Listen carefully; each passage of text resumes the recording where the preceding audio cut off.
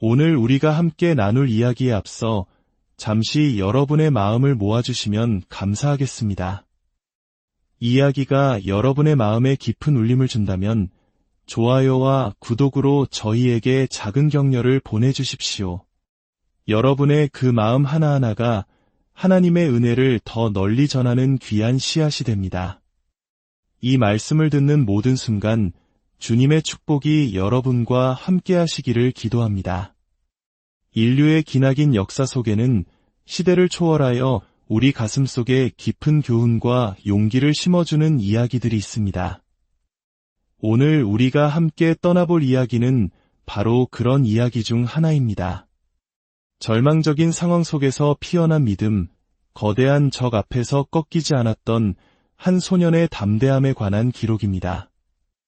이야기의 배경은 고대 이스라엘 엘라 골짜기입니다. 한쪽 언덕에는 이스라엘의 군대가, 그리고 맞은편 언덕에는 막강한 블레셋 군대가 서로를 마주하며 대치하고 있었습니다. 팽팽한 긴장감이 흐르던 그곳에 무려 40일 동안이나 이스라엘 군대의 심장을 얼어붙게 만든 존재가 있었습니다. 그의 이름은 골리앗. 키가 3m에 가깝고 온몸을 청동 갑옷으로 무장한 거인이었습니다. 매일 아침 저녁으로 골리앗은 이스라엘 진영을 향해 조롱 섞인 고함을 질렀습니다. 너희가 섬기는 신이 살아있다면 어디 한번 증명해 보아라. 너희 중에 가장 용감한 자를 보내 나와 싸우게 하라. 그가 이기면 우리가 너희의 종이 되고 내가 이기면 너희가 우리의 종이 될 것이다. 그의 목소리가 골짜기에 울려 퍼질 때마다 이스라엘의 용사들은 두려움에 떨며 누구 하나 선뜻 나서는 이가 없었습니다. 왕과 군인들 모두의 마음속에 패배의 그림자가 짙게 드리워져 있었습니다. 바로 그때 그 절망의 현장에 한 어린 목동이 나타납니다. 그의 이름은 다윗이었습니다. 전장에 나간 형들의 안부를 살피러 온 순수한 소년이었습니다. 다윗은 살아계신 하나님의 군대가 이방 거인에게 모욕당하는 것을 보고 외분으로 가슴이 타올랐습니다. 그는 형들에게 그리고 주변 군인들에게 물었습니다. 어찌하여 모두 두려워만 하고 있습니까? 저 할례받지 못한 이방인이 누구이기에 살아계신 하나님의 군대를 모욕한단 말입니까? 하지만 돌아오는 것은 비웃음과 냉대뿐이었습니다. 내가 전쟁을 알기나 하느냐? 저 거인은 우리가 감당할 수 없는 상대다. 모두가 불가능하다고 말했습니다. 결국 이 용감한 소년의 이야기는 사울 왕의 귀에까지 들어가게 됩니다. 사울 왕 앞에 선 다윗은 조금도 주눅들지 않고 당당하게 말했습니다. 왕이시여, 저 거인 때문에 낙심하지 마십시오. 주의 종인 제가 가서 저 블레셋 사람과 싸우겠습니다.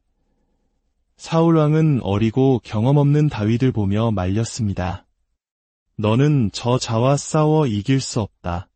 너는 아직 소년에 불과하고 그는 어릴 때부터 전쟁터에서 잔뼈가 굵은 용사야.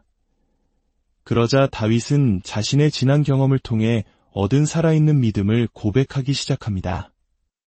이 고백은 어쩌면 오늘을 살아가는 우리 모두에게 가장 큰 울림을 주는 부분일 것입니다. 왕이시여, 저는 아버지의 양떼를 지키는 목동입니다.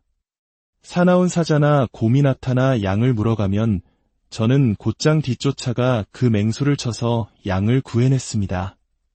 그 맹수가 저에게 달려들면 저는 그 턱수염을 잡고 때려 죽였습니다. 사자와 곰의 발톱에서 저를 지켜주신 분이 바로 하나님이십니다. 살아계신 하나님의 군대를 모욕한 저 블레셋 사람도 그 맹수들 중 하나와 같이 될 것입니다. 저를 사자의 발톱과 곰의 발톱에서 건져내신 하나님께서 저 이방인의 손에서도 저를 반드시 건져내실 것입니다. 다윗의 확신의 참 목소리에는 세상의 경험이나 지식으로는 설명할 수 없는 강력한 믿음이 실려 있었습니다. 그의 믿음은 막연한 기대가 아니었습니다. 광야에서 홀로 양을 치며 맹수들과 싸워야 했던 치열한 삶의 순간순간마다 자신과 함께 하시고 승리를 주셨던 하나님에 대한 생생한 체험이었습니다. 어쩌면 우리 한국인들이 겪었던 혹독한 시련의 시절, 오직 간절한 마음 하나로 모든 것을 이겨내야 했던 우리 할아버지, 할머니 세대의 강인한 정신력과도 맞닿아 있는 부분일지도 모릅니다. 다윗의 믿음에 감동한 사울 왕은 마침내 허락합니다. 다윗은 왕이 주는 크고 무거운 갑옷과 칼을 거절하고 평소 자신이 사용하던 막대기와 물매, 그리고 작은 주머니 하나만을 챙겨 골짜기로 향했습니다. 그리고 시냇가로 내려가 오랫동안 물살에 닳아 매끄러워진 돌멩이 5개를 골라 주머니에 넣었습니다. 수많은 세월 동안, 어쩌면 수백 년 동안 그 자리에 있었을 평범한 돌멩이. 하지만 하나님께서는 바로 이 순간 다윗의 믿음이 해방될 도구로 이 작은 돌멩이를 예비해 두셨던 것입니다. 하나님께서는 골리앗뿐만 아니라 그의 네 형제들을 위한 돌까지 완벽하게 준비해 놓으셨습니다. 거인 골리앗은 자신을 향해 걸어오는 작고 붉은 뺨의 소년을 보고는 어이가 없다는 듯이 크게 웃으며 소리쳤습니다. 내가 나를 개로 여기고 막대기를 들고 나왔느냐? 이리 오너라. 내 살점을 공중의 새들과 들짐승의 밥이 되게 해주마. 하지만 다윗은 조금도 위축되지 않고 하늘을 울리는 목소리로 선포했습니다. 너는 칼과 창과 단창으로 내게 나아오지만 나는 만군의 여호와의 이름, 곧 내가 모욕하는 이스라엘 군대의 하나님의 이름으로 내게 나아가노라. 오늘 하나님께서 너를 내 손에 넘겨주시리니 내가 너를 쳐서 내 목을 베고 온 땅이 이스라엘의 하나님이 계신 줄 알게 하겠다. 전쟁은 칼이나 창에 있는 것이 아니요 오직 하나님께 속한 것임을 모두가 알게 될 것이다. 이것은 단순한 소년의 객기가 아니었습니다. 하나님의 이름을 걸고 선포하는 믿음의 전쟁이었습니다. 다윗은 물매를 손에 잡고 빙빙 돌리기 시작했습니다. 그의 머리 위에서 잉잉 소리를 내며 돌아가는 물매. 그것은 단순한 무기가 아니었습니다. 지난 세월 동안 자신을 지켜주셨던 하나님을 향한 그의 모든 신뢰와 믿음을 담아 돌리는 것이었습니다. 그리고 마침내 그가 돌을 놓는 순간 그것은 돌을 놓은 것이 아니라 그의 믿음을 세상에 풀어놓은 것이었습니다.